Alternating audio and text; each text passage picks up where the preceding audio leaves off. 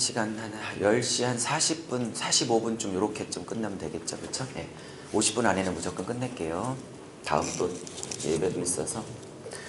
오늘 그 청년 얘기 꼭 듣고 싶었는데 수면제 먹고 똑 떨어지는 바람에 못 들었어요. 라이브로 듣고 싶었는데 혹시 녹음하신 분 계시나요?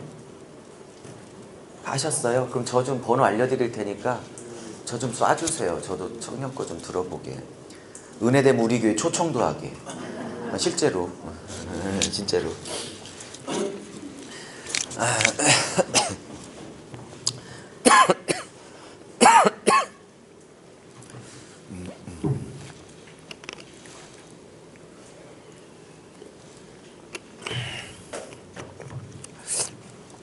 자, 일단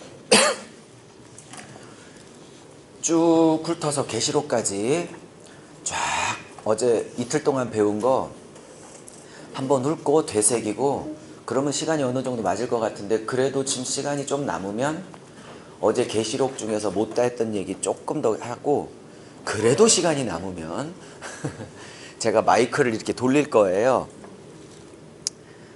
노래하란 뜻이 아니고 마이크를 돌리면 한 10초씩 한 센텐스씩만 3일 동안에 깨달은 것 중에 좋았던 거 한마디씩 하기요. 이런 대답 제가 제일 싫어해요. 좋았어요. 제일 싫어하는 대답이에요. 은혜 다 됐어. 이런 거 싫어하고요. 어떤 게 좋냐면 저는 찍기됨이 저에게 하시는 말씀 같았어요. 내지 저는 자랑하지 말라, 이게 로마서 저에게 하시는 것 같았어요. 아니요, 저는 담당하고 짊어져야 된다, 마태복음이 저에게 하시는 말씀 같았어요. 아니, 저는 세상의 의의를 갖고 있었던 모양이에요. 이렇게 3일 동안의 본문 안에서 가장 꽂힌 게 있을 거 아니에요. 아니, 생각해보세요. 제가 아무리 강의를 죽 썼어도 한마디 정도는 여러분에게 하나님이 똑똑하게 하신 말씀은 있었을 거 아니에요. 아무리 죽을 썼어도. 그죠? 그러면 그 한 말씀씩을 듣고 가는 게 그렇게 행복해요. 그러니까 여러분이 저에게 줄 수 있는 거 밥 사주고 이런 게 아니고요. 그냥 받은 것 중에 그래도 아무리 죽을 썼어도 한 개는 은혜가 있으셨을 거 아니에요. 그죠? 한 개도 없나 봐. 그 한 개를 이렇게 듣고 가는 게 저에게 3일 동안에 이렇게 에너지를 쏟은 것에 대한 보상이에요. 딴 게 필요 없어요. 그래서 한 말씀이라도 붙들고 가셨으니 감사하구나. 이제 그런 보람 같은 거. 그리고 또 잘 전달됐는지도 궁금하고. 그래서 제가 마이크를 한 번씩 꼭 돌릴 거거든요. 정말 불가피한 경우 아니면 패스하지 마세요. 패스도 받습니다. 나는 마이크만 들으면 온몸에 알러지가 온다. 패스. 그런 경우 빼놓고는 그냥 한 말씀 짧게 길게 하라고도 안 할 테니까. 이해하셨죠? 한 20분이면 돌아가요. 금방. 자, 일단 준비하시고, 이제 그것 때문에 이제 들리지도 않아. 이제 또 막 걱정돼가지고. 내려놓으셔요. 그것 때문에 안 들리면 패스할게. 자, 그것 때문에 부담돼서 여기 안 들린 분은 패스를 쓰세요. 오케이? 그래 됩니다. 자, 정리를 좀 한번 해보려고 그래요. 이틀 동안 다 찍어주세요. 이틀 동안 다 들었기 때문에 이제 쭉 정리만 해도 이제 슉슉슉슉슉슉슉 들어오게 될 거예요. 근데 이게 다 안 들어온 상태에서 첫날 이 요약을 했다. 이게 뭔 소리인지. 현매, 하매, 이게 뭔 매주 이름 나온 건지 이런 거 잘 몰라요. 이제 요약을 해도 약자만 써도 이제 금방금방 아시죠? 자, 이제 가봐요. 다 찍으셨죠? 이제 막 지저분하게 막 쓸 거거든요. 참, 몇 분에게 인사 안 했네요. 이렇게 해서 하나님이 너무 사랑하시는 거 아시죠? 너의 길게 끌어야 돼. 다시요. 시작.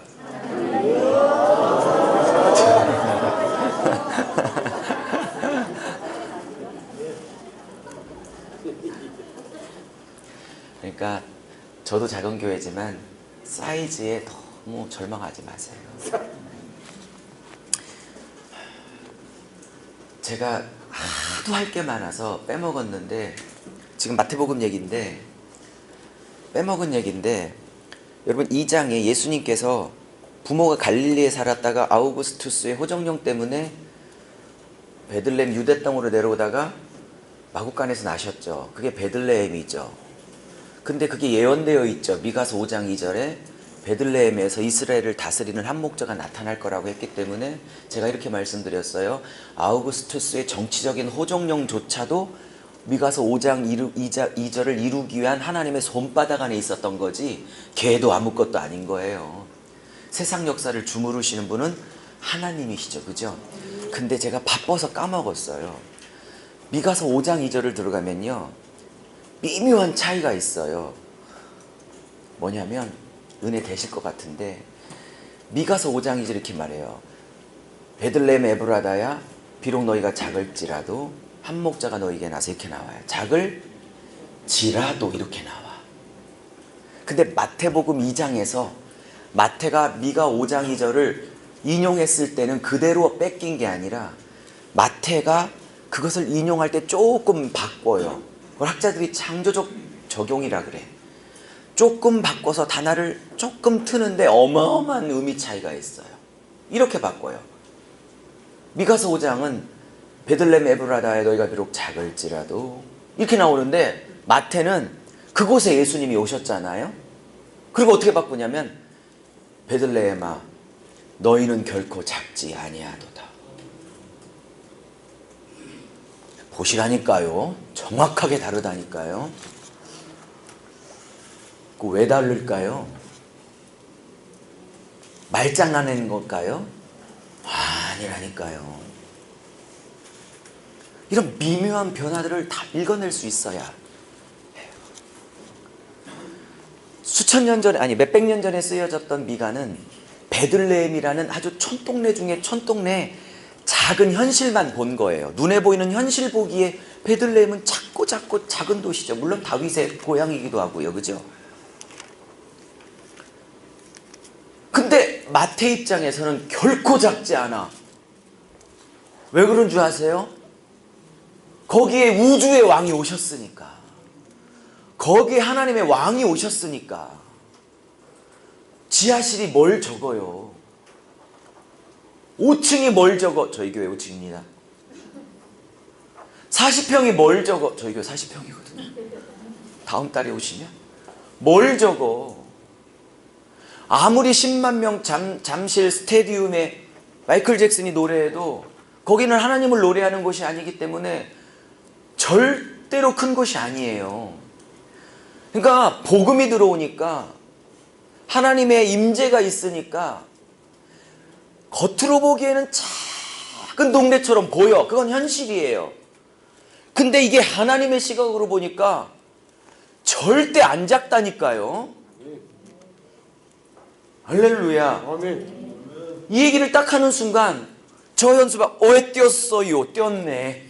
저쪽 현수막에 고린도 후서에 화목의 일꾼들, 직분들 딱 얘기하면서 6가지를 얘기하죠.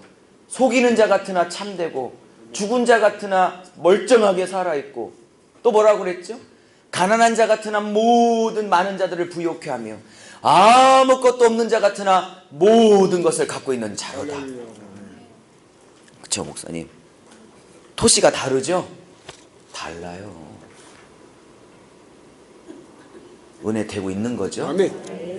은혜 되고 있는 거죠?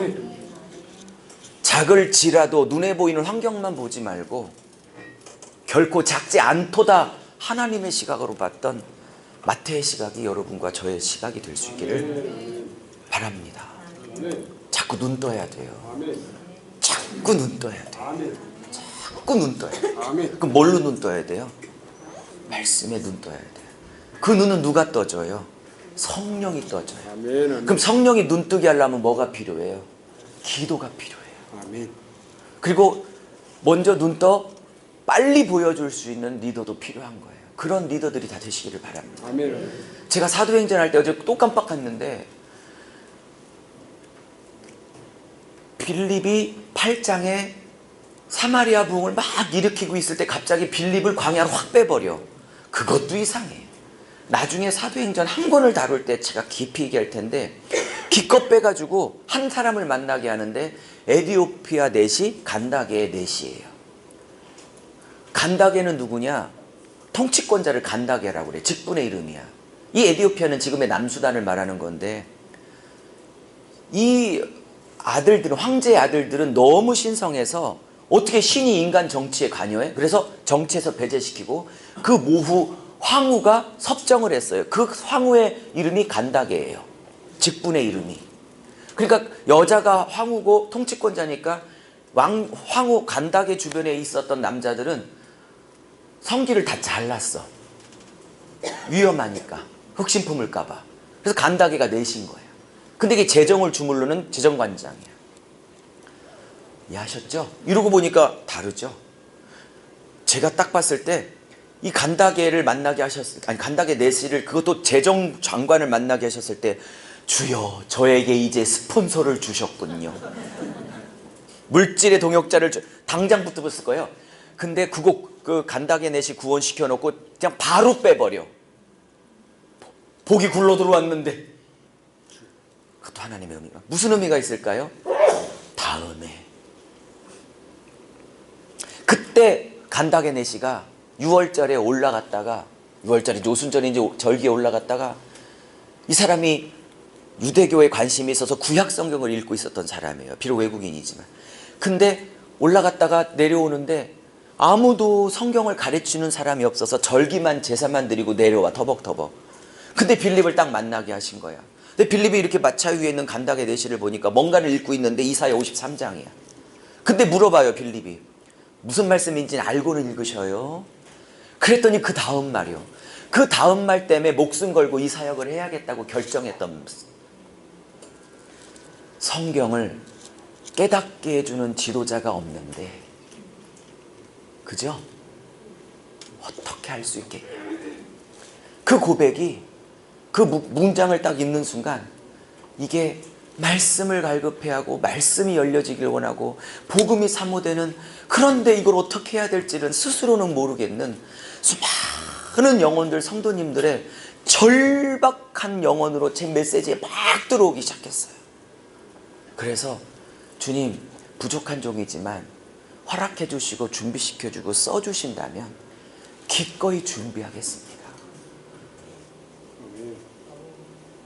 그렇게 나온 거예요, 그게. 그래서 시작한 거, 이 사역을요. 이 얘기를 왜 하냐면, 여러분도 여러분 교회든지 뭐 다른 부흥회를 가시든지 여러분도 그렇게 하시는 사람이 계시길 바랍니다. 절대 작지 않아요. 우리 옆분에게 인사해요. 좀 이렇게 성우처럼 해요. 결코 작지 아니하도 다우다우다. 이렇게 세 번 시작.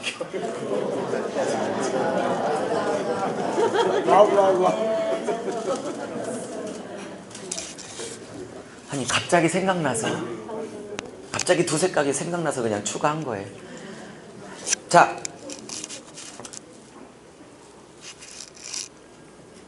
그러니까 내 안에 66개의 말씀이 차곡차곡 다 쌓여 있을 때, 하나님이 언제 어느 순간 어떤 상황에서 뽑아 쓰고 싶은 말씀을 마음껏 66권 1189장 몇만 절이죠? 절까지는 모르겠어요. 몇만 절이에요, 절이. 이 몇만 절 어떤 것이든지 어떤 단락이든지 그때그때 성령께서 그냥 마음껏 뺏어 쓸 수 있도록 다 채워야 된다고 보는 거죠. 근데 내가 모르고 있으면 빼서 쓸 수가 없어. 자, 마가복음 갑니다, 이제. 자, 여기까지가 이제 복음서고요. 네. 하나님 나라의 도래입니다.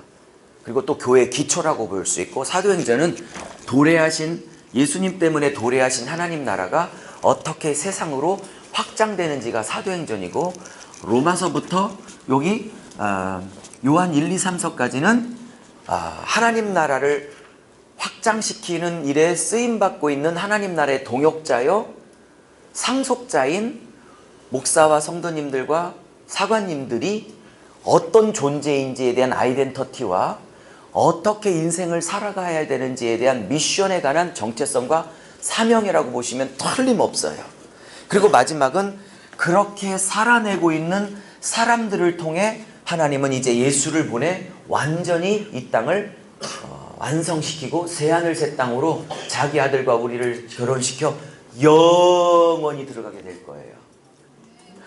저는요, 제가 하나님 며느리가 된다는 게 얼마나 좋은지. 며느리 사람은 시아버지라는데 시아버지 마음을 싹 사로잡아가지고 죄송합니다. 자, 그러면 마태복음의 관점은 하나님 나라의 왕이 오셨다라는 거예요. 그죠? 하나님 나라의 왕으로 오셨는데 그 왕이 이상하게도 세상의 왕과는 전혀 다른 방식으로 왕노릇을 하신다는 뜻이에요.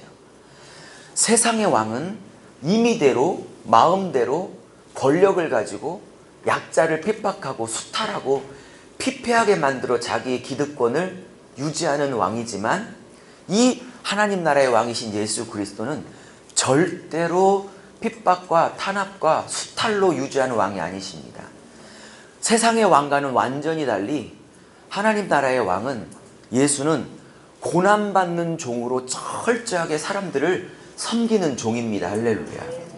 그래서 복음서에서 하나님이, 예수님이 왕으로 오셨는데 그 왕권을 사랑으로, 낮아짐으로, 찢기됨으로, 온유와 겸손으로 행사하시는 왕이라는 개념이 안 들어오면 계시록 마지막 장에 20장에 천년왕국 갈 때 성도들이 천년왕국에서 왕노릇 한다고 했을 때 이 왕노릇을 자꾸 세대주의자들처럼 계급으로 여기는 거예요. 천년왕국, 어제 설명을 다 못했지만 천년왕국이 들어가면 세대주의자들은 두 가지로 나눠져요.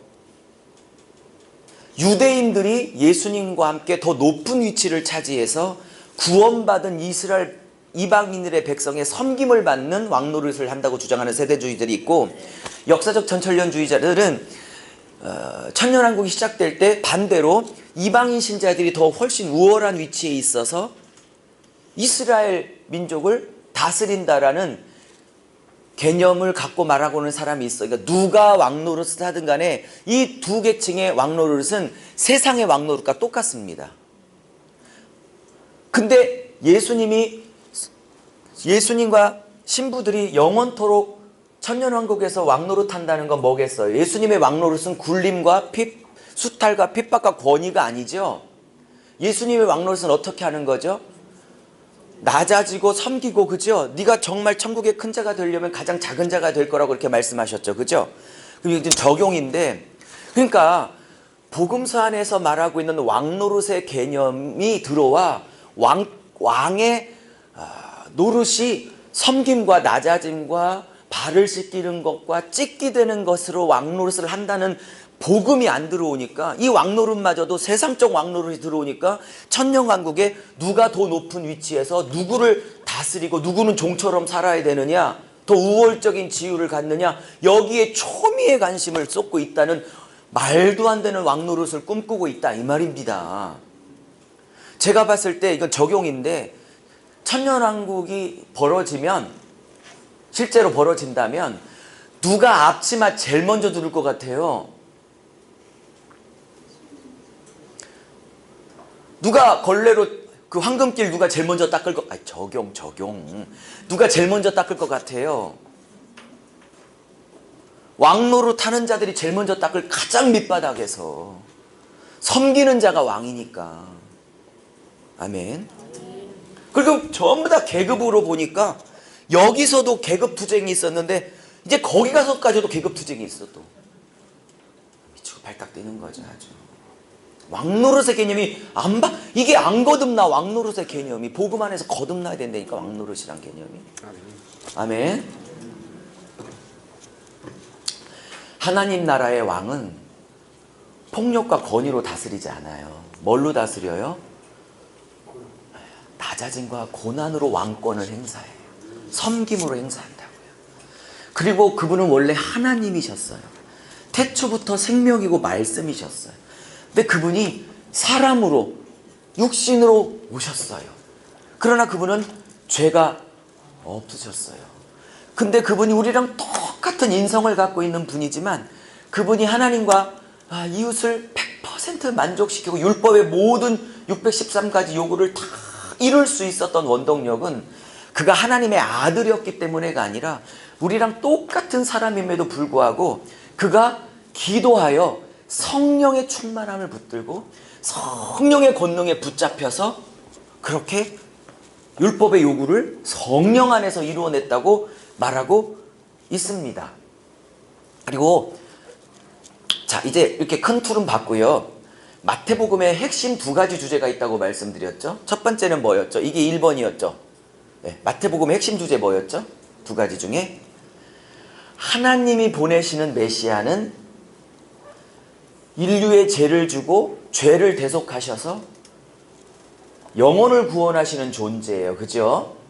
근데 이스라엘 백성이 수천 년간 구약 때부터 기다리고 있었던 메시아는 어떤 메시아냐면 현실을 바꿔줄 정치적 군사적 메시아라고 말할 수 있어요. 그러니까 문헌을 읽어보니까 이스라엘 백성이 구약에 나오는 메시아 예언 중에 좋아했던 예언들이 있대요. 특별히 시편 2편 같은 경우는 너무너무 좋아했대요. 메시아 예언 중에. 왜? 그 아들이 철장 권세로 만국을 다스리시니.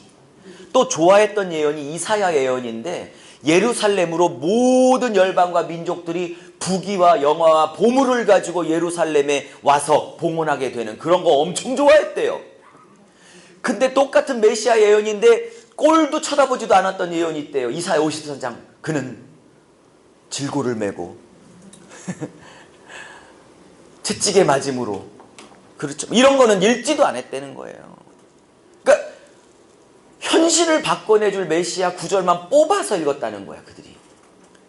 그래서 우리도 이 싸움이 지금도 있다. 우리도 성경에서 말하는 예수가 아니라 내가 만든 예수였으면 하는 마음이 있는 거죠. 그러므로 사랑하는 여러분, 출애굽기 32장에 금송아지를 만들 때 정말 금송아지를 만든 걸까요? 아니면 금송아지를 만들었지만 하나님이라고 생각하고 만들었을까요? 그들은 하나님이라고 만들고 금송아지를 만든 거죠. 그러면 그들이 만든 하나님은 어떤 하나님이었으면 하는 거예요? 그렇죠. 다산의 신으로 불려주는 소와 같은 역할을 해달라고 요구한 거죠. 그죠? 그런 하나님이었으면 좋겠다라고 말하는 거거든요. 그게 자기 하나님, 자기가 원하는 하나님을 만든 거거든요. 한마디만 간증하고 넘어갈게요. 여러분, 저는 침례교 목사입니다. 침례교 1호 박사가 있어요. 최봉기 교수님이 계세요. 그분은 총장으로 다 임명되고 임명식이 되기 일주일 전에 사퇴해버리고 교회를 개척하셨어요. 미국 가서. 사람들이 다 미쳤다고 그랬어요. 실력도 있고 침례교 1호 박사고 총장 내정감이고 인격도 좋고. 근데 그분이 우리 교회 와서 저희 교회에서 부흥회를 하셨어요. 총장이 다 내정돼가지고, 이것도 1호 총장이죠. 내정돼가지고 취임식을 한참 준비하고 있는데 이분이 때려쳤어요. 간증을 하시는 이런 간증을 하세요. 어느 날 어느 교회를 가서 이제 새벽 기도를 하는데 주님 총장 만들어주셔서 감사하고 열심히 하겠습니다. 그래서 하나님 아버지 고마워요. 그랬더니 갑자기 마음 안에 또렷하게 들리더래요. 그분 얘기니까 이렇게 하세요. 네가 부르는 하나님은 내가 아니다. 너는 네가 하나님이었으면 좋겠다는 하나님을 만들어 평생을 나를 그렇게 불렀느니. 그렇게 3번을 들으셨대요. 네가 부르는 하나님은 내가 아니야. 네가 원했던 하나님을 네가 만들어서 평생 부르고 있었어. 그걸 듣고 총장 자리, 교수 자리 다 내려놓고 미국 가서 생개척을 한 명도 없는 데 가가지고 생개척을 그렇게 굴다심피 하시면서 그렇게 하셨어요. 다 미쳤다고 그랬어요. 저희 교회에서 그 얘기를 하는데 우리 성도들이 충격을 먹었어. 부흥회가 끝나고 성도님들이 저에게 목사님, 내가 맨날 새벽마다 하나님 아버지 이렇게 부르고 있는데 내가 부르는 하나님은 진짜 성경의 하나님일까요?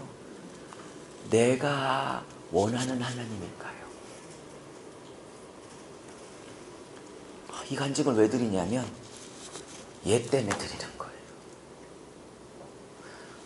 여러분이 하나님 아버지 오늘 새벽 예배 들으실 때 부르셨는데 안 그러시겠지만 안 그러실 거예요.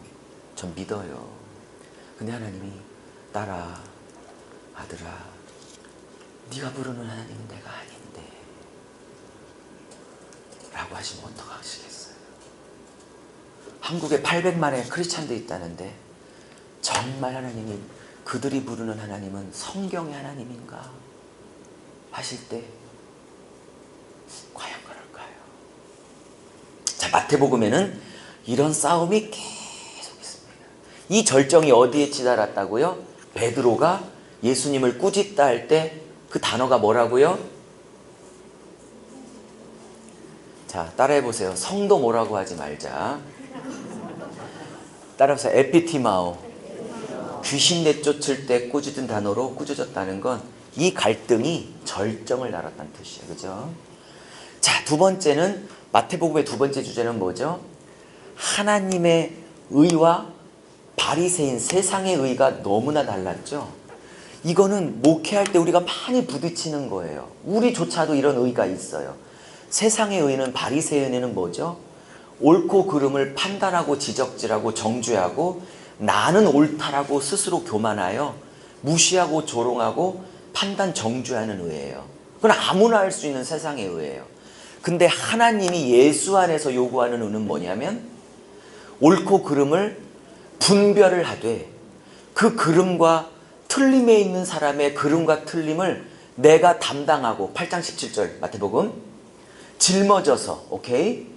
그 그름과 틀림이 오름에 올 때까지 중보하며 품어주며 받아주며 기다려주며 아멘 좀 해보세요. 네. 기회 주며 그렇게 함께 훌륭해지기를 원하는 의가 하나님이 예수 안에서 원하는 의인 거.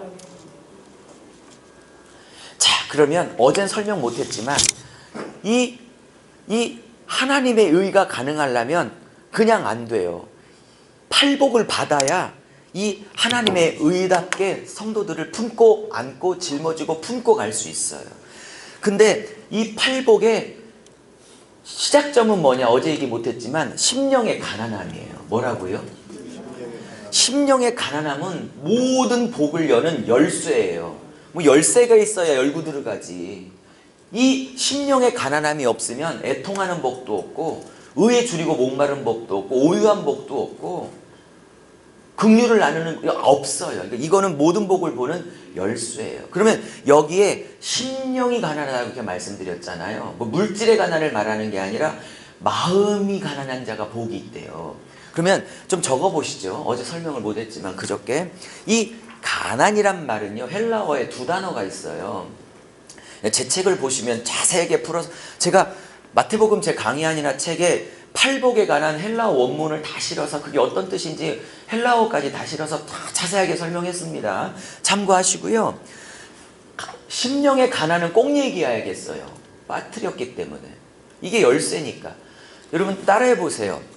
푸토코스. 그 적어보세요. 푸토코스라고 적고 절대적 가난 이렇게 적어보세요. 절대적 가난. 그 다음에 하나만 더 적어보실래요? 페네스라고 적고요. 상대적 가난 이렇게 좀 적어보셔요. 그러면 여기 팔복에 너희들은 심령이 가난한 자가 복이 있나니 천국이 저희 것이며 이렇게 말했을 때 절대적 가난인 푸토코를 썼을까요? 상대적 가난인 페네스를 썼을까요? 당근 푸토코스를 썼어요. 당연히 푸토코스를 썼어요. 이 푸토코스는 어떤 의미냐면 페네스와는 달리 페네스는 그래도 하루 일하면 그 다음 날 먹고 한 달 일하면 그 다음 달은 먹고 살 수 있는 거야. 가난하고 극빈하긴 해도 그나마 입에 풀칠을 하는 정도야. 그러나 이 푸토코스는 어떤 경우에 쓰이냐면요. 당장 입에 뭔가를 안 넣어주면 그냥 굶어 죽는 거예요. 그 자리에서. 그 정도로 강한 단어를 쓴 거예요. 가난하다. 이 말은 뭐냐? 내 마음에 주님 제 안에는 하나님과 이웃과 남편과 양떼들 성도들을 살리고 먹이고 입히고 기쁘게 할 수 있는 실력과 의와 거룩함이 내 안에 요만큼도 없습니다. 완전히 영적으로 파산했습니다. 나는 바닥입니다. 나는 누군가를 살릴 능력과 재원이 내 안에는 없는 뱅크럽트 상태입니다. 명적 파산 상태입니다. 상대적으로 조금 갖고 있는 페니스도 아닙니다. 그러니 주님의 당장의 도움과 당장의 은혜가 없으면 나는 진짜 영적으로 굶어 죽기 직전입니다. 주님 은혜가 필요합니다. 주님 도와주세요. 주님 안 도와주면 전 죽습니다. 이렇게 주님 앞에 절대적으로 도움을 구하고 있는 영적인 상태가 있다면 너희는 이미 복 받았느니라 이라는 거예요. 이런 자세가 있을 때 하나님의 의가 있을 수 있는 거죠. 여러분, 예수님께서 어린아이가 예수님께 올 때, 예수님에게 어린아이가 올 때 제자들이 말릴 때 예수님이 막 꾸짖고 어린아이가 내게 오는 걸 금하지 말라고 그러고 어린아이 같지 않으면 나의 나라에 들어오지 못한다고 말씀하셨죠. 왜? 그러면 보세요. 어린아이의 특징이 뭐길래 어린아이 같지 않으면 천국에 못 들어온다고 했을까요? 어린아이 그럼 딱 생각나는 게 뭐예요? 순수. 우리 아들 보면 아니야 절대 안 순수해. 흉악해. 우리 교회 신생아들이 이제 막 태어나고 애들이 많은데요. 1살, 2살짜들이 막 유아실에서 난리야. 걔들이 무슨 안 순수해요. 성경에서 어린아이 같지 않으면 천국에 못 들어온다고 했을 때 순수해야 된다는 뜻이 아니고요. 저것들 안 순수한데 한 가지 어린아이의 특징이 있어요. 우리 사관님 잘 정답을 말한 것처럼 부모의 도움 없이는 못 사는 존재를 말할 때 어린아이라는 거예요. 부모를 향한 절대 의존의 관계, 그분의 은혜가 없으면 살래야 할 살 수 없는 절대 의존적 관계에 들어왔을 때 그를 어린아이라고 하는 거지. 아유, 여러분의 아들들은 순수한가 보네. 안거든요. 저희 아들은 흉악해 것들이 아주 그냥. 그래서 십자가 빠진 것만 조금 제가 썼는데, 그래서 이 팔복의 자세로 살아가는 자를 좁은 길이라고 그러고, 그렇죠? 넓은 길 걸어가는 자를 멸망의 길을 걸어가고 있다. 다 얘기했으니까 그만 얘기해요. 자, 그러면서 좁은 길을 갔을 때 그 길 끝에 예수님이 기다리고 있을 것이다. 그렇죠? 이런 말씀을 하죠. 자, 마태복음에는 임마누엘이 3번 나온다고 그랬어요. 첫 번째 몇 장에 나온다고 그랬죠? 1장, 그죠? 어떨 때 예수님이 함께 하세요? 죄에서 구원하고자 하는 교회 함께 하세요. 그게 첫 번째예요. 18장에도 함께 하세요. 그죠? 한 마리라도 잃어버리는 것이 하나님의 뜻이 아닌 줄 알아. 어제 설명했죠? 그 영혼 살려달라고 품고 기도하는 교회에 하나님 무조건 함께 하세요. 마지막으로 28장에 함께 하시죠? 언제요? 건진 성도들, 구원 얻은 성도들을 제자로 만들려고 몸부림치고 애쓰는 목사와 교회 위에 함께 하세요. 그죠? 자, 마가복음으로 갔습니다. 마가복음은 십자가의 도입니다. 그리고 제자란 무엇인가가 십자가의 도, 제자의 삶은 무엇인가를 다루고 있는 게 마가복음의 핵심 주제라고 말씀을 드렸습니다. 제가 근데 말씀드리면서 제자란 무엇인가, 헌신이란 무엇인가, 충성이란 무엇인가를 쓸만한 사람이 절대 아니었다고 그랬죠. 마가 그러면 배신의 아이콘이었는데 그 사람이 쓸 수 없는 주제를 쓰게 하신 하나님의 회복의 은혜가 있다고 말씀을 드렸어요. 그죠? 자, 누가복음 갑니다. 누가복음의 강조점은 뭐라고요? 우리랑 여기 빠졌네. 온 천하에 다니며 만민에게 복음을 전파하라고 하셨어요. 할렐루야. 그러니까 우리도 만민에게 복음을 전파해야 될 사명이 있는 거예요. 그러면 이 복음을 전할 때 주님께서 그냥 보내시지 않으세요. 복음을 전할 수 있는 능력과 표적을 따라 행하게 하십니다. 그래서 믿는 자에게 이런 표적이 떠르니 뭐 나오죠? 새 방언을 말하며. 여러분, 믿으면 방언을 말한다는 건, 여러분 방언 못 하시는 사관님도 계시죠? 그럼 어떻게, 저희 매영 목사님도 방언 못 하시거든요? 2시간, 3시간도 기도해, 한국말로. 굳이 필요 없지 뭐. 제가 볼 때 이 방언은 사도행전에서 나오는 고린도전서에서 나오는 어떤 기도 방언이라기보단 믿는 자에게 이런 표적이 따를 새 방언을 말하고 했을 때 15개국 국어로 그들의 언어로 복음을 전하게 되는 복음 전파에 관계된 외국어 방언을 말하고 있는 것처럼 보여요. 기도 방언이라기 보다는. 그 다음에 독을 먹고 해를 입지 않고 뱀을 짚고, 이거 전부 다 사탄의 권세를 깨트릴 능력을 주셨다는 거죠. 그죠? 그 다음에 병든 자에게 손을 얹은 즉 나으리라. 할렐루야. 여러분 자꾸 안수기도 할 수 있기를 바랍니다. 하시죠? 저는 매번 해요. 매번 안 나서서 그렇지. 매번 해. 근데 반드시 났을 거예요. 왜냐면 나올 때까지 할 거니까. 믿는 자에게 손을 얹은 즉 나으리라. 그리고 마지막 절에 뭐라고 그러냐면 주께서 그 따르는 표적으로 말씀을 확실히 증언하시느니라. 할렐루야. 거기에 중요한 단어가 있어요. 그 말씀을 확실히 증언하는 분이 주께서예요. 저는 깜짝 놀랐어요. 주어가 사도들이 아니라 주들하니까 주께서 표적도 일으키고 그 표적을 통해서 말씀을 확증하는 것도 주들하니까, 그러니까 우리가 하는 게 아니라 우리 안에 계신 주님이 주체들하니까 그냥 우리를 껍데기로 통로로 쓰시는 것뿐이지. 할렐루야. 제가 어제도 말씀드렸지만 주님이 우리 사관시켜가지고 이익 본 게 많아요, 뒤시작거리라고 속생이 더 많아요? 주가 하시는 거라니까. 주가 하시는 거. 할렐루야. 저는 예수의 이름으로 축복합니다. 그리고 또 축복드립니다. 말씀 사역을 하실 때 그 말씀 사역을 확증할 수 있는 성령의 거룩한 성경적 역사가 뒤따르게 되셔서 성령의 역사와 말씀의 능력이 함께 겸비된 교회와 종들이 될 수 있기를 축복합니다. 자, 요한복음은 말씀으로 그리고 있습니다. 이 말씀이 성육신 되셨다고 합니다.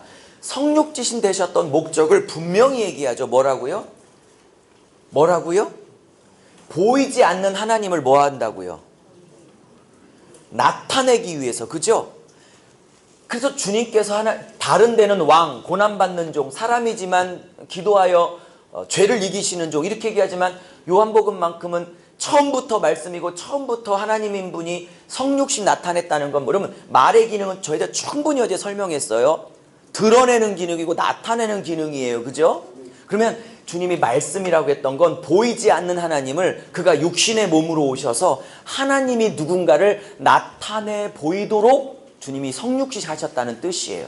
물론 구속사적으로 보면 몸이 있어야 피를 흘려야 되기 때문에 피 흘림 때문이라도 육신이 필요했겠지만, 요한복음식으로 보면 보이지 않는 하나님을 그가 이 땅의 말과 행동과 전인격적인 삶으로 하나님이 어떤 분인가를 드러내셨다라는 거예요. 할렐루야.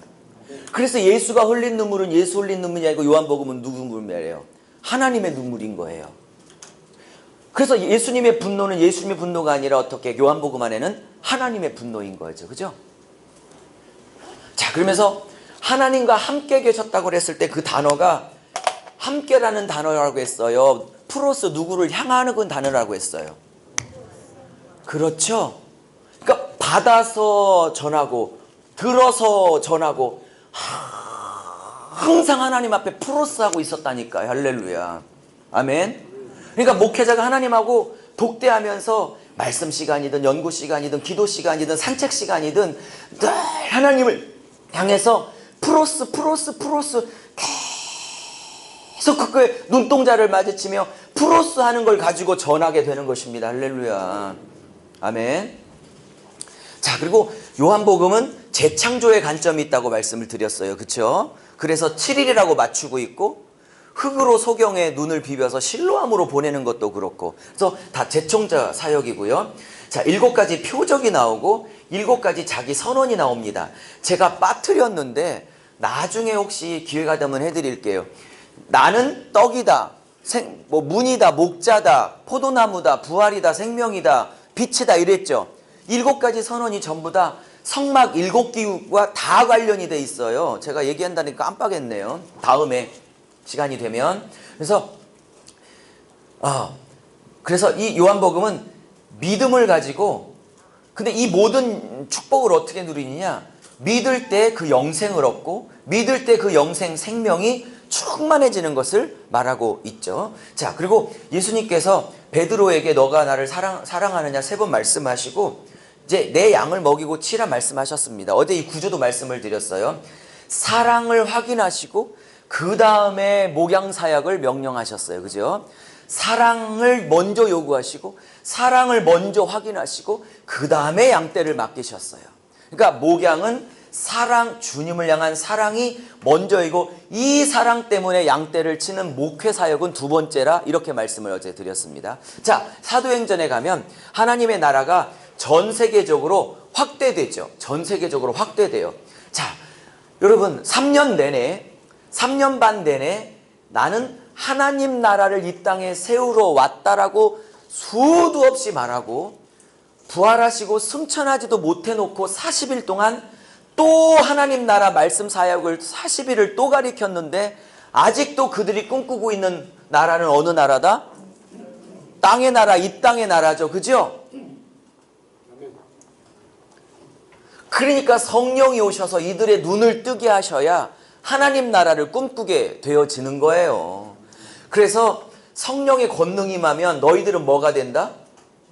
증인되는데, 이 증인이 그 당시에 무슨 단어로 더 많이 쓰인 단어다? 그러면 권능은 우리를 어떻게 만들어요? 증인되는 자리, 즉 순교하는 자리에 만드는 거죠. 그럼 사도행전에서 말하는 두나미스, 그죠? 증인이란 말은 자꾸 3,000명, 5,000명 안진뱅이 일으키는 거, 그렇게 3장까지만 딱 보니까 성령의 권능은 사도행전에서 기적적 권능이니까 나도 그 능력 주십시오라고 많이 가는데, 물론 그 능력 구할 필요도 있지만 4장 이후로부터 어제 배웠죠. 막 어마어마한 핍박이 일어나고 고난이 일어나는 거, 그게 훨씬 더 많거든요. 그러니까 마징가 대처처럼 막 짜잔짠짠짠 막 뭐 부시고 일으키는 것보다는 이제 고난 속에서도 셋집에도 굴하지 않고 담대하게 복음을 전하고, 현실을 이기고 환경을 이기고 좌절하지 않고 우울하지 않고 포기하지 않고 원수까지 사랑하고, 그지요? 적들까지도 사랑할 수 있는, 고난 이기게 할 수 있는 능력이 사도행전에서 말하고 있는 능력의 의미가 더 강해요. 할렐루야. 근데 즉 권능이 임하려면 어제 뭐가 필요하다고 그랬죠? 충분한 말씀의 장작이 필요하다고 그랬어요. 그죠?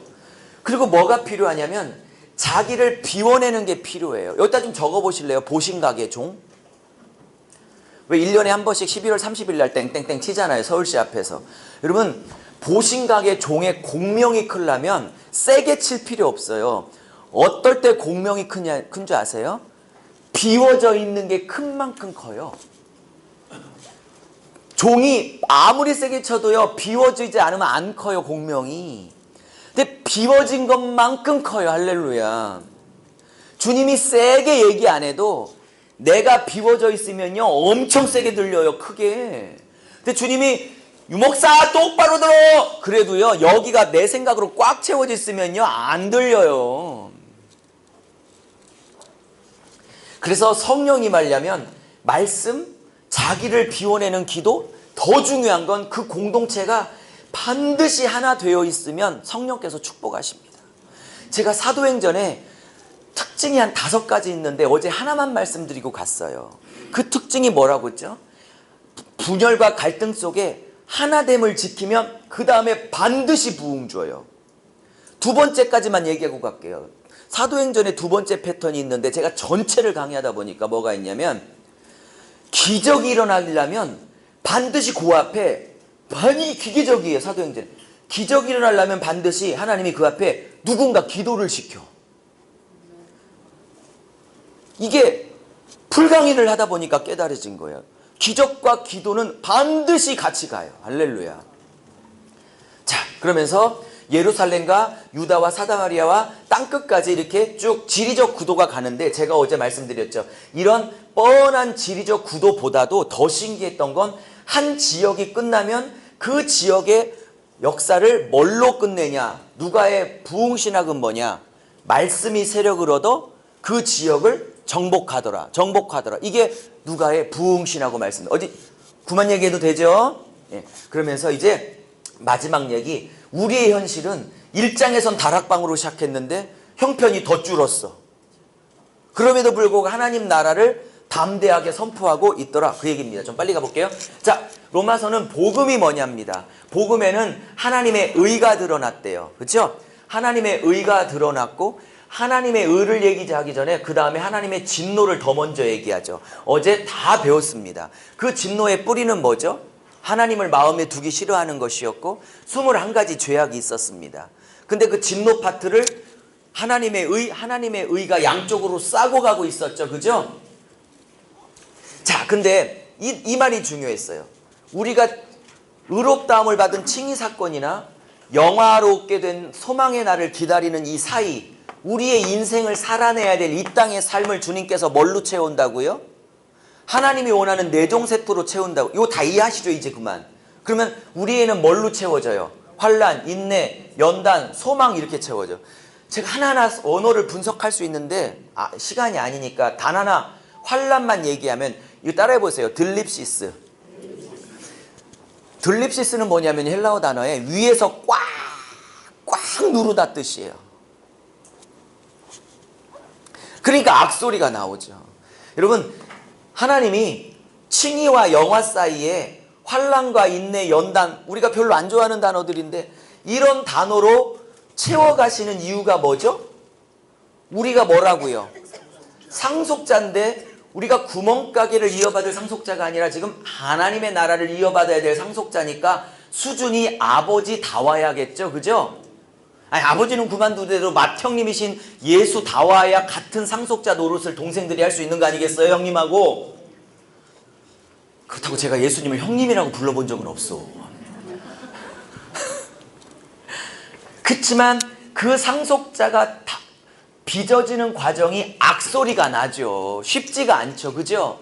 그러니까 고난이 있어요. 그렇지만 그 고난을 잘 견디면 맏형님이신 예수처럼 비슷하게 닮아갈 영광을 하나님 허락하시게 될 거예요. 그래서 우리가 이 땅에 사는 동안 추구해야 되는 것은 뭐냐면 아들의 형상을 본받는 일이에요. 자, 넘어가겠습니다. 그러면 고린도 전서로 갑니다. 고린도 전서를 가면 상속자들은 반드시 어떻게 해야 되냐면 상속자들은 어떻게 해야 아들의 형상을 본받냐면 십자가와 성령으로 하게 되면 하나님이 자라게 하셔서 아들의 형상을 그 안에 만들어내요. 할렐루야. 근데 십자가와 성령으로 하지 않고 말의 지혜나 수사학이나 어제 다 배웠죠. 왜 그랬는지. 세상 지혜로 하면 다 그리스도 안에 어린아이로밖에 안 남아요. 그러니까 진짜 사람이 변화되는 건 십자가와 성령으로 할 때 하나님이 그 속사람을 뒤집어 놓고 자라게 하시는 건데 목사의 사관의 말과 테크닉과 말빨, 수사학 뭐 이런 걸 의지하면 그들이 구원받았을지는 모르지만 그리스도 안에서 어린아이 상태로 그냥 계속해서 머무를 수밖에 없다. 이 얘기를 지금 하고 있는 거예요. 자, 그러면 고린도전서는 뭐가 문제였죠? 은사자랑이 문제였고 특별히 내가 제일 신령해.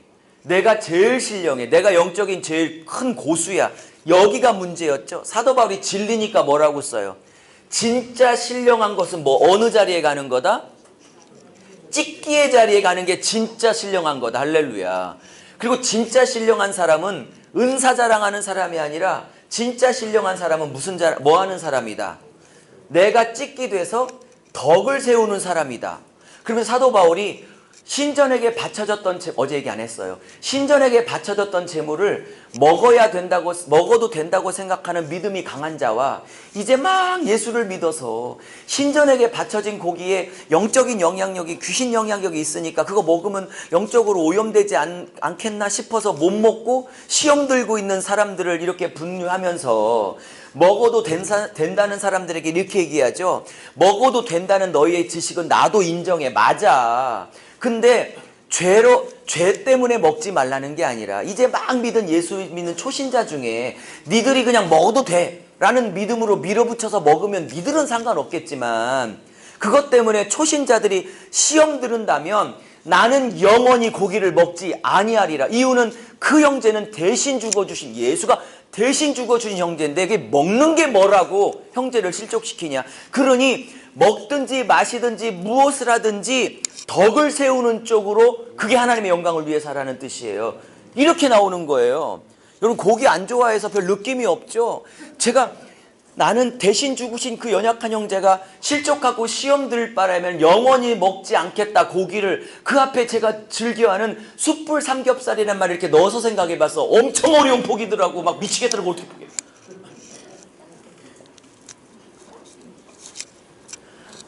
고린도전서에서 말하는 진짜 신령한 고수는 뭘 봤어, 들었어? 넌 체험도 없지? 나 음성 들었어, 새벽에? 이딴 것들이 아니고 고린도전서에서 말하는 바울의 최고의 영적인 고수는 먹고 싶지만 연약한 자가 넘어진다면 그 맛있는 꼭 붙여야 돼. 숯불 삼겹살을 영원토록 안 먹겠다. 이게 신령한 고수라고요. 덕 세우는 게, 자기를 내려놓는 거, 사랑으로 행하는 거, 찍게 되는 거. 할렐루야. 아멘. 그러면서 주님께서 이런 상속자들에게 뭐가 있어요? 여러분 지금 계속 고난 얘기할 거거든요. 여러분 상속자에게는 왜 고난이 있다고 그랬죠? 수준을 아버지답게 만들어야 되니까. 여러분 같아지려면 두 가지 방법이 있어요. 낮춰서 같아지든 높여서 같아지든. 근데 하나님이 우리처럼 수준이 낮아서 같아져야 되겠어? 우리가 높아져서 하나님 같아져야겠어요? 그죠? 그러니까 고난이 필요한 거예요. 고난을 통해서 박살나서 자아가 없잖아요. 그러면 그리스도가 자신의 향기를 막 내뿜기 시작해요. 그 안에서. 할렐루야. 그리고 고난을 통해서 내 안에 내가 없으면 그리스도가 내 안에서 당신의 메시지를 막 전하기 시작한다고. 그거를 뭐라고 그러냐? 새 언약의 일꾼이라고 그러고, 그런 사람들을 새로운 피조물이라고 하고, 그런 사람들을 보배를 담은 질그시라고 하고. 어제 제가 중요한 얘기했어요. 예수 믿기 전에 내 인생이 질그릇인 건 이해하겠으나 예수가 보배가 내 안에 들어오는 순간 이 보배 때문에 내 인생은 최소한 스테인리스로 바꿔야 된다는 게 우리의 아우성이라고 그랬죠. 근데 성경은 그렇게 하지 않는다고 그랬죠. 보배만 빛나게 하기 위해서 질그릇은 질그릇 상태로 두어요. 왜? 능력의 심이 큼이 질그릇 자체에 있지 않고 보배만이 사람을 바꾸는 능력이 있음을 알게 하기 위해 우리를 질그릇 상태에 둔다고 말씀을 드린 거예요. 그죠? 그러면서 이런 자들에게 화목의 직분을 맡겼다고 말씀을 드렸어요. 근데 이 화목의 직분을 받은 자들에게 역시 고난이라는 가시가 있어. 그게 남편이든 자식이든 목회든 건강이든 물질이든 뭔가 오랫동안 수십 년 새벽 기도해도 해결되지 않는 가시가 있어. 근데 하나님이 이 가시를 없애달라고 했을 때 가시가 아니라 그거는 너를 지키는 뭐다? 은혜다.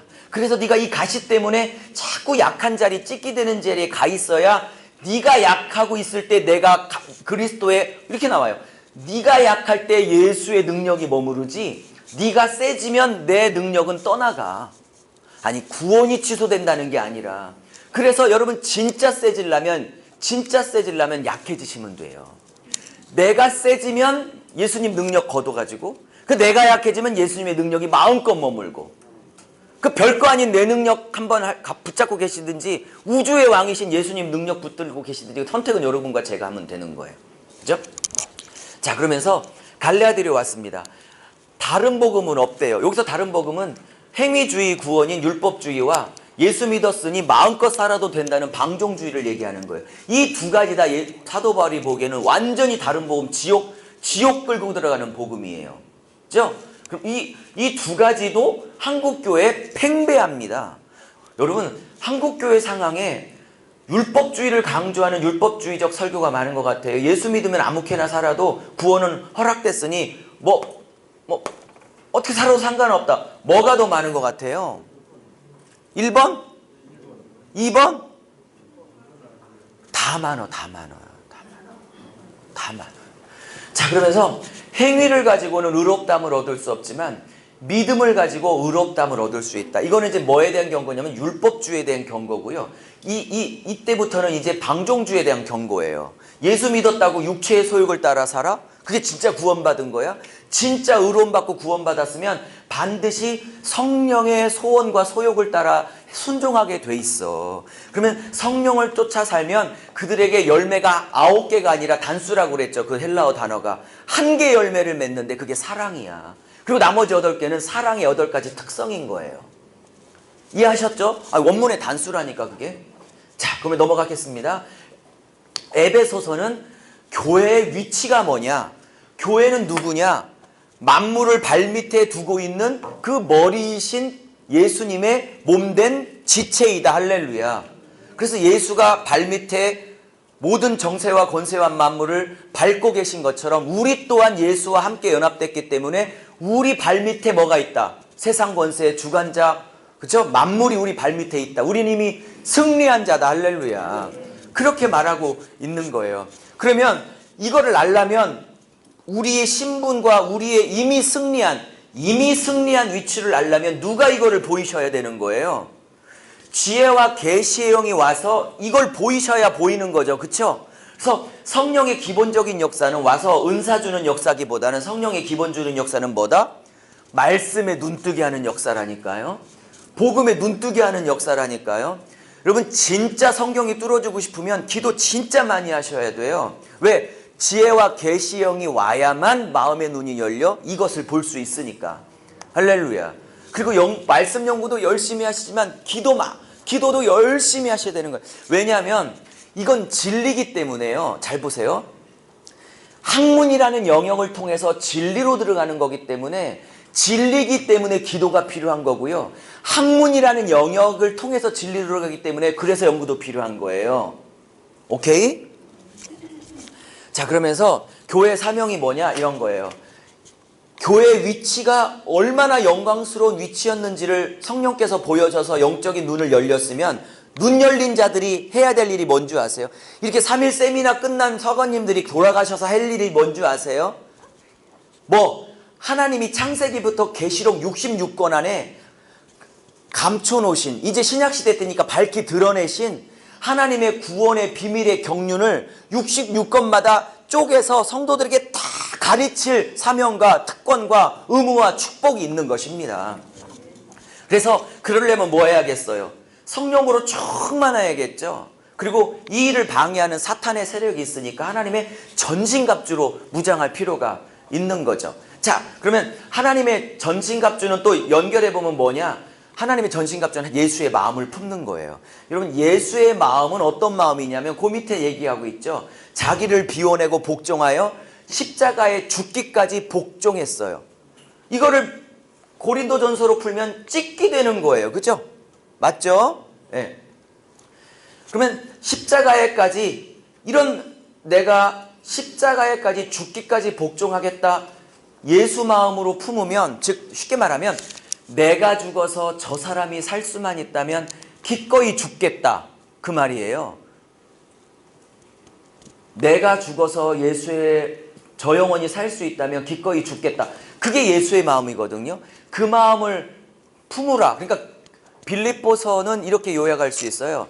내 심장 떼내고 예수의 심장으로 교체하는 서신서가 빌립보서라, 이렇게 말할 수 있어요.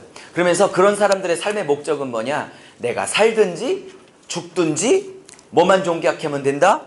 예수님만 존귀하면 된다. 그리고 내가 옛날에 자랑했던 건 다 뭐다? 우리 어제 똥칠하지 말자고 그랬죠. 그죠? 그리고 교회 안에 십자가의 원수는 누구다? 땅의 일을 구하는 자다. 그죠? 그 땅의 일을 구하는 자들의 최종 목적은 뭐다? 그들의 신은 배다. 어제 배웠죠. 그죠? 자, 넘어갔겠어요? 자, 골로새서는 에베소서와 쌍둥이 서신인데 골로새서는 머리를 붙들라는 거예요.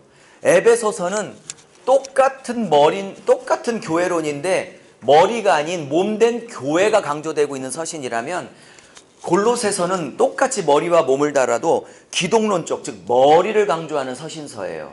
그래서 나의 모든 사역이 머리를 통해서 공급받고 머리를 통해서 세워지고 우리는 계속 머리를 붙들고 있으면, 여러분, 이단 단체들이 머리이신 예수님께 모든 최종 결론을 안 내니까 이단에 빠지는 거예요. 그죠? 어떤 사역도 어떤 일도 머리로 결론을 딱 내리면 하나님 영광 받으세요. 머리에게 모든 사역과 초점과 해석과 은사를 초점을 맞추면 안전해요. 최종 권위를 여기다 두면 되는 거예요. 그죠? 여기에 연합하고 있으면 되는 거예요. 자, 또 하나, 구원 얻은 받은 성도들에게 남은 사명이 뭐죠? 예수께서 남겨놓으신 고난이 있어요. 전 세계 복음화, 영혼 구원, 이것을 남은 인생에 채우는 고난이 우리에게 남겨져 있는 거죠. 자, 디모데 전후서는 목회서신이라고 말씀드렸습니다. 사도 바울이 디모데 후서 1장에서 자기를 죄인 중에 괴수였는데 나를 목사 만들고 사도 만든 건 주님이 나를 통해서 하고 싶은 일이 있대요. 뭐? 긍휼의 본으로 세웠대요. 이 말은 뭐죠? 저런 사람들도 불쌍히 여겨 쓰시는구나. 그러니 나 같은 사람도 기회가 있겠네라고 사람들이 용기를 내게 되는 샘플로서 모델로 쓰라는 거예요. 할렐루야. 저를 보세요. 어머, 어려우면 저를 봐.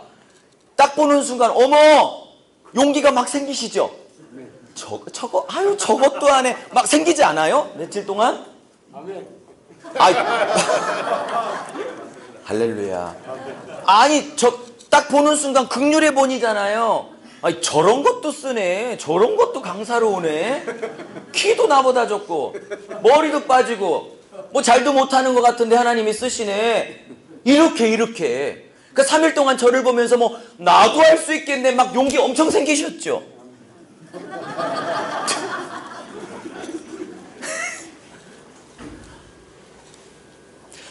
난 여러 번 보면 그런 생각하는데. 여러분, 나처럼 믿고 똑바로 해 라는 본으로 세운 게 아니라 나같이 연약하고 무너지고 자격 없고 실력 없고 이렇게 허물 많은 사람도 구원하셔서 심지어 사관까지 시키셨는데, 사랑하는 성도 여러분, 여러분은 얼마나 더 참으시고 기회 주시고 받아주시고 용서하시고 쓰시길 원하고 세우기를 원하시겠냐고. 안 믿어지면 이 강대상에서 설교하는 이 사관을 보시라고. 나 같은 자도 주님이 안 버리시지 않겠냐고. 이렇게 설교하라고 본으로 세우셨다는 거예요. 그러니까 호통 설교할 때가 호통 설교라네. 박명수도 아니고 정죄 설교할 수가 없는 거라니까. 긍휼 없으면 안 되는 존재라는 그거 말하라고 세우랬다니까. 할렐루야. 용기를 내십시오. 붙어 다니는 저 유목사도 하는데 키 큰 난 얼마나 더 잘하겠어. 이거 하세요. 제가 여기 가끔 왜 올라가는데 안 보일까 봐 올라가는 거예요. 고등학교 교사였을 때 우리 반 애들이 저를 이제 선생보다는 막 형 막 이렇게 부르기도 해서 막 나이가 얼마 안 되니까. 그러니까 얘들이 저를 친하니까 이제 뭐 어떻게 불렀냐면 저를 놀리려고 바로 제 앞에 있는데도 저를 이렇게 자기 가슴밖에 안 오니까 선생님 어디 계세요? 어디 계세요? 1년 후에 그 평가하는 게 있어. 알죠? 담임 평가란.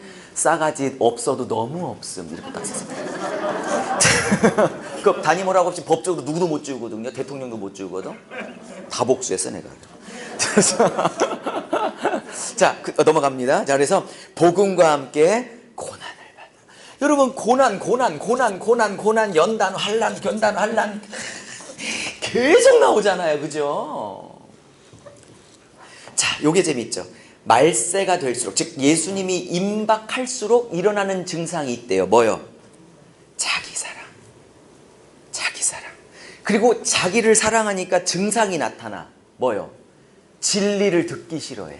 뭐 십자가, 회개, 좁은 길 웃기지 말라고 그래. 이 땅에서 잘 먹고 잘 사는 것만 얘기하라고 그래. 그거를 성경을 펴서 이 땅에서 잘 먹고 잘 사는 길만 가리키는 게 성경의 메시지가 맞습니다라고 마음에 안정감을 주고 평안을 주는 거짓 메시지들만 열광해. 왜? 혼자 죽기 싫잖아. 같이 죽으면 좀 위로를 받잖아. 그럼 똑같은 거예요. 말세의 증상은 찌나미, 지진 이런 걸로 자꾸 가지 마시고, 말세의 증상은 진짜 복음에서 사람들이 자꾸 귀를 갖고 자기의 사욕을 성경적으로 뒷받침해주는 거짓 선생들을 대규모로 쫓아다니는 현상을 마지막 때 현상으로 더 주목하고 계셔야 되는 거지. 쓰나미나 지진 같은 그런 홍수 같은 자연 증상을 마지막 때의 증상으로 자꾸 푸는 세대주의 신학을 하지 말라는 뜻입니다. 영적 미혹적사가 훨씬 더 중요하기 때문에. 자, 그러면서 디도서에서는 뭐라고 그래요? 그러면서 여기 이게 중요한 거죠. 이렇게 말세에 모든 사람들이 복음을 떠날 때 디모데 너는 말세가 가까울수록 해야 될 일이 뭐야? 성경에 전부를 걸고 네가 성경에 잡혀서 누군가도 성경에 잡혀 온전한 삶을 살도록 성경으로 승부해라. 할렐루야. 그 얘기를 하고 있는 거예요. 그러면서 하나님 우리를 왜 구원하셨냐? 열심내는 친백성 만들려고, 그리고 상속자답게 만들어서 하나님 나라를 함께 일구어 가려고. 할렐루야. 그러니까 고난이 있죠. 그러니까 상속자가 해야 될, 상속자기 때문에 뭐를 갖춰야 돼요? 아버지의 실력과 수준을 갖춰야겠죠. 그럼 아버지가 갖고 있는 최고의 실력은 뭐예요? 도저히 용서가 안 되는 자를 용서하는 게 아버지의 성품과 실력.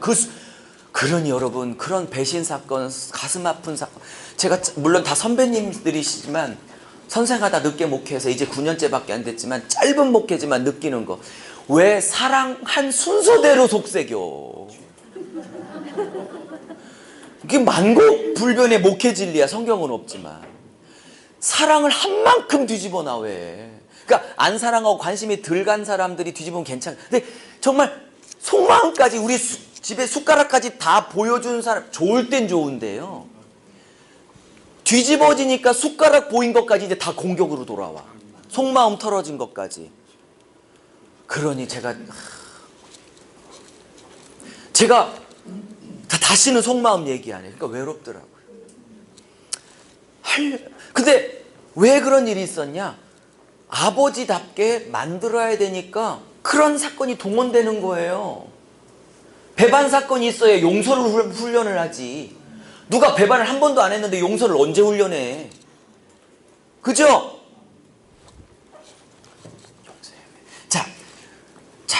우리가 아무리 상속자라 할지라도 우리도 구원받았지만 늘 죄가 우리 안에 10초 단위로 막 그냥 가기 때문에 우리는 구원을 받았었지만 앞으로도 늘 누구를 붙들어야 된다? 대제상을 바라봐야 한다.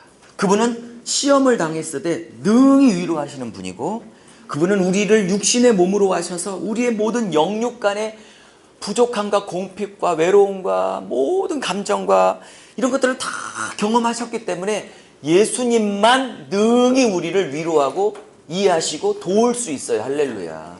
그렇게 때를 따라 돕는 은혜를 가지고 은혜 보좌 앞에 담대히 나아가라. 왜? 짐승의 피는 늘 같은 제사를 반복해서 드려야겠지만 영원한 영단번에 드리신 예수의 피의 제사는 한 번으로 영원한 효력을 갖고 있기 때문에 그 피를 의지하는 자에게는 하나님이 반드시 상을 주신다는 것을 믿어야 할 것입니다. 할렐루야. 근데 이 상은 이 땅의 상이 아니고 이비루서 믿음의 장 11장에 보면 다 하늘에 쌓은 상을 받다고 다 말하고 있어요. 하늘에 맡겨진 상. 그래서 우리가 이 땅의 삶은 뭐냐면 예수님이 우리를 살리시려고 능력을 주시고 영문 밖에서 불살라 태워지셨던 것처럼 우리도 똑같이 예수의 고난을, 예수의 능력을 우리가 짊어지고 예수님처럼 똑같이 영문 밖에 나가서 찍게 되는 삶으로 누군가를 살려내는 새 언약의 일꾼, 그렇죠? 그리스도의 향기로 살아야 한다. 그것이 왕같은 제사장이다. 이렇게 말하고 있는 거죠.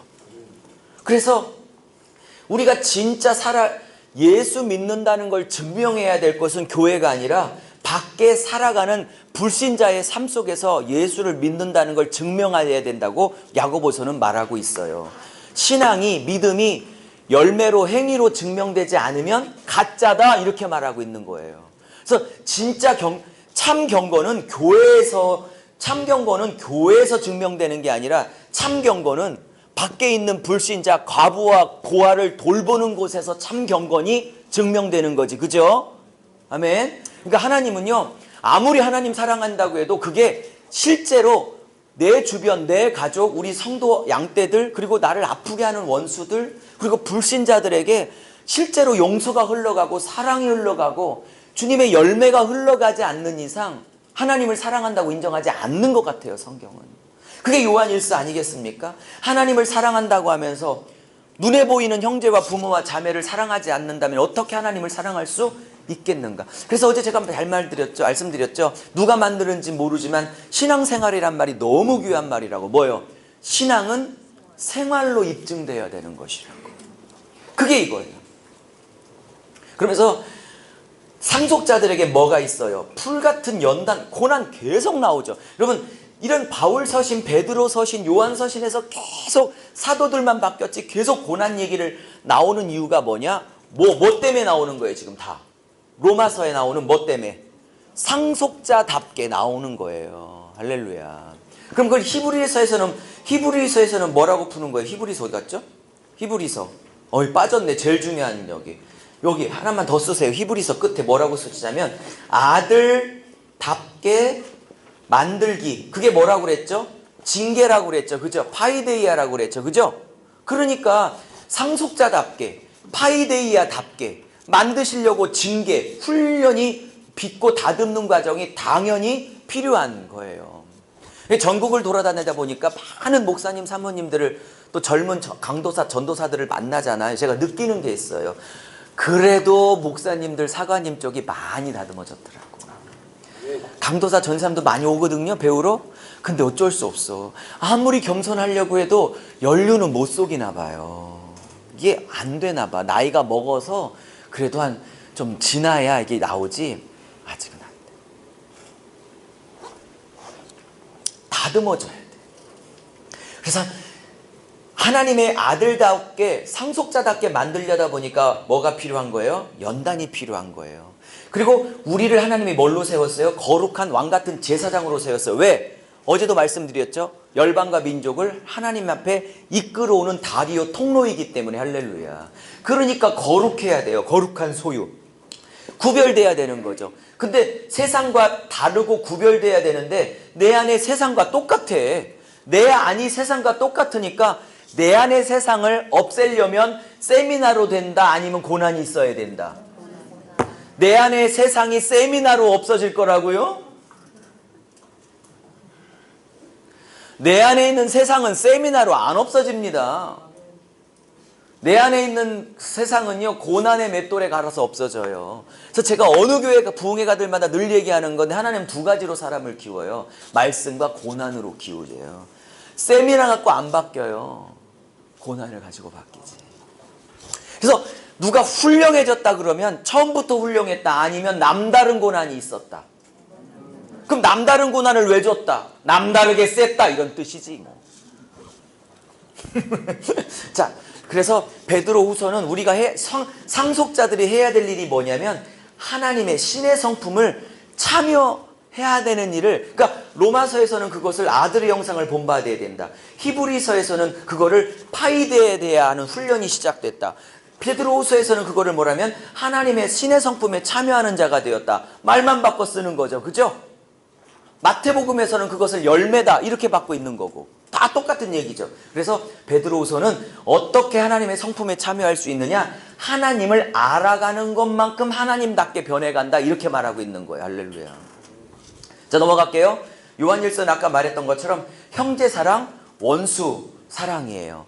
그래서 하나님을 사랑하는 건 어디에 포인트가 맞춰 있냐? 여기 형제 사랑, 이웃 사랑, 원수 사랑에 포인트가 맞춰져 있는 게 요한 1, 2, 3서예요. 그러니까 하나님을 사랑한다고 하는데 사람이 독해져?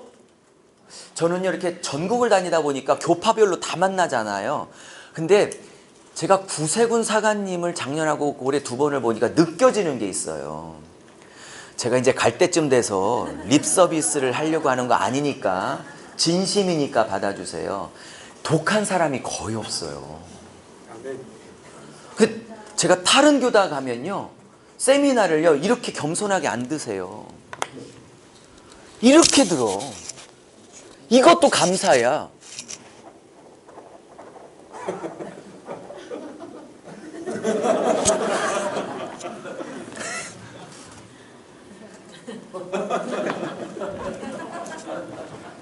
제가 전국 모든 교단을 다 만나보니까 구세군 사관님들처럼 순수하고 겸손한 분들은 거의 없는 거예요.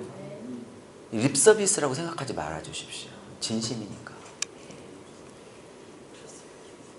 그래서 복음이 들어오면 자꾸 따뜻해지고, 자꾸 부드러워지고, 자꾸 겸손해지고, 자꾸 넓어져야지. 복음이 들어오고 사관된 연수가 높아지고 목회 경륜이 넓어졌는데 계속 차가워지고 독해지는 건 잘못 가고 있는 거라고. 자꾸 따뜻해져야 된다고. 자, 그러면서 하나님과 사귀려면 그분이 빛이기 때문에 특별히 자백을 해야 되는데, 하나님과의 사랑의 큰 죄는 요한 서신서에서는 주로 미움이라고 다루고 있어요. 마음 안에 용서하지 않는 것이 있으면 반드시 어둠의 영에게 잡힌다, 이렇게 말하고 있어요. 그러므로 미움의 문제를 해결할 것을 말하고 있습니다. 자, 이제 마지막 계시록 왔네요. 이제 끝낼게요. 딱 끝냈네요. 계시록은 저 마태복음, 아니 저 창세기부터 하나님이 꿈꾸었던 내 아들 예수를 통해서 완전히 하나님 나라가 승리하여 내 아들 예수와 신부들 교회가 혼인잔치를 벌이고 영원히 새하늘 새 땅에서 왕노릇하는 그 나라를 꿈꾸시고 창세기 1장 1절을 시작하셨는데, 드디어 하나님의 그 수천 년의, 아니 창세전에 하나님의 구원 계획과 의도와 목적이, 그리고 소원이 여기에서 딱 완성이 되네요. 그래서 하나님 나라가 승리하고 이제 최종 완성에 들어가요. 그리고 새하늘 새 땅에 들어가면 다시는 하나님 나라를 대적했던 바다도 다시는 없고, 이게 물의 개념이 아니라고 그랬죠, 그죠? 이제 그만 얘기해도 되겠죠? 밤도 없어요. 밤은 또 뭐죠? 사탄에게 잡혀있는 영적 상태를 얘기하는 거예요. 여기는 사탄의 나라를 상징하는 거고, 눈물도 없어. 저는요, 이 말을 했어요. 제가 밴쿠버 이 계시록 세미나 하면서 주님이 그때 눈물을 닦아주실 거래. 할렐루야. 근데 제가 이런 말을 했어요. 복음과 예수님 때문에 저 사람 살려보려고 억울해도 참고 비통해도 참고 사람 하나 살려보겠다고, 내가 정말 사람 하나 살려보겠다고 멱살 잡히며 복음 때문에, 예수 때문에 영혼 살려보겠다고 흘린 눈물이 있는 분들만 씻겨주지, 예수 때문에 뭐 흘려본 눈물이 없으면 씻길 눈물도 없어요. 제가 이렇게 툭 한마디 얘기가 갔더니 그분은 계시록 전체 세미나 중에 그게 제일 꽂혔대. 자기는 영혼 때문에 눈물을 흘려본 적이 없대. 회개 엄청나게 했대. 물론 설교적 적용인데요, 여러분. 주님 때문에 뭘 물어봤어야 주님이 씻길 눈물도 거기에 있는 거지. 주님 때문에 흘린 눈물이 없는 것들을 뭐하러 씻겨주겠냐고요. 주님이 보실 때 눈을 탁 씻겨주려고 했는데 눈이 너무 뻑뻑해. 뽀송뽀송하구나. 다음. 이 목사야, 축축하구나. 네가 흘린 눈물이 네가 아니라 네 안에서 내가 흘린 눈물이란다. 근데 또 다음 사관님에게 갔어. 뽀송뽀송하구나. 통과. 주님 때문에 뭐 흘렸던 눈물이 있어야 저기서 닦아줄 눈물이 있지. 결정하세요. 여기서 많이 울어서 그때 주님이 고마워. 나 때문에 울어줘서 고마워. 내가 울어야 되는 눈물이었는데. 이럴 말씀을 드릴지, 여기서 형통 대박 축복 막 받았고 맨날 웃고만 가다가 뽀송뽀송하구나. 그럴지 선택하시죠.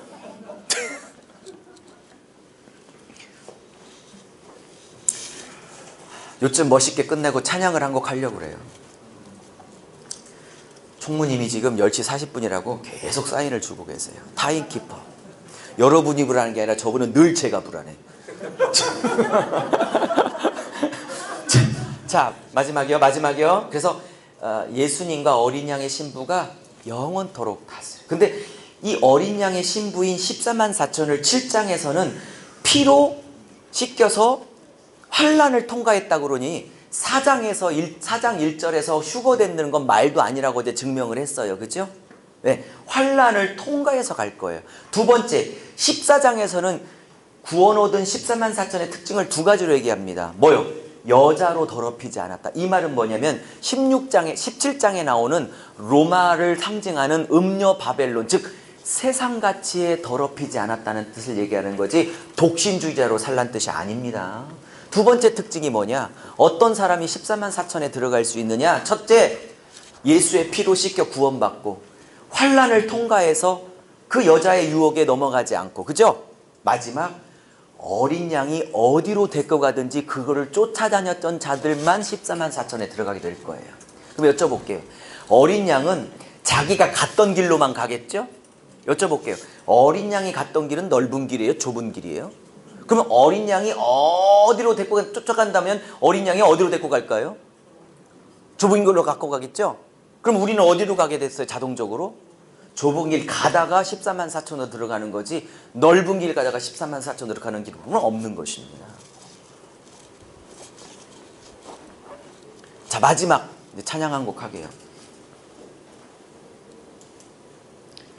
6장에 제가 어제 이런 얘기 들었어요. 6장에 하나님 오른손에 있는 인봉을 떼는데 어린 양만이 합당해가지고 인봉을 떼요. 맞죠? 근데 제가 어제 이런 얘기 드렸으니까 정리만 해요. 예수님을 사자라기도 하고 어린 양이라고도 하는데 제가 그런 말씀을 드렸어요. 계시록의 사자는 딱 요 한 번 나오고 안 나오거든요. 그러면 마지막 때 비밀의 계시를 담고 있는 사자, 그 비밀의 책 읽고 인봉된 두루마리를 힘센 사자가 여는 게 논리가 맞지 않겠냐라는 거예요. 근데 이걸 누가 떼요? 힘없고 힘없는 누가 떼? 어린 양이 떼. 근데 이 어린 양이 왜 뗄 자격을 얻었냐라고 24장로가 한 명이 얘기하는데 호티라는 종속 접속사를 써가지고 왜냐하면 그 어린 양은 죽으셨기 때문에 뗄 자격이 있대. 저는 전국을 다니면서 영권을 사모하는 여자 목사님들 수도 없이 만났어요. 듣기 싫어 죽겠어. 영권 그만 좀 얘기해. 뭐 영권 복권이나 하나 사든지. 영권 막 영권 받으면 전 세계를 영권 제가 계시록 가리키면서 진짜 영권은 죽는 자에게 주는 거라니까. 죽는 자에게. 할렐루야.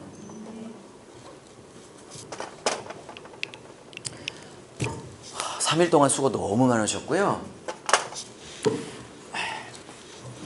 50분 안에 끝나라고 했으니까 찬양이 3분이면 끝나니까 시간 잘 맞췄어요. 저 오버도 하지 않고.